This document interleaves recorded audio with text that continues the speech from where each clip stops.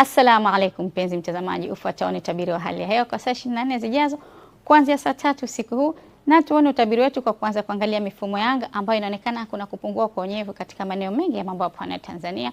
Usiku wa leo kisiwa cha Unguja, Pemba, mkoa wa Tanga, Dar es Salaam, Pwani, hali kadhalika Lindi na Mtwara tutarajia kuwa na hali ya mawingu kiasi, ila kwa hapo kesho kisiwa cha Unguja na Pemba, mkoa wa Tanga pamoja na Dar es Salaam na Pwani tutarajia kuwa na hali ya mawingu kiasi, mvua nyepesi katika maeneo machache ikifuatiwa na vipindi vya jua, ila kwa Lindi na Mtwara wote tutarajia kuwa na hali ya mawingu kiasi.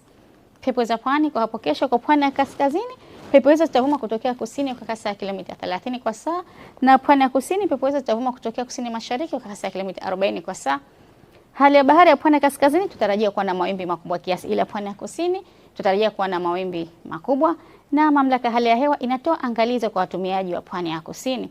Na sasa tuangalie viwango vya joto kwa baadhi ya miji ya mwambao wa pwani ya Tanzania.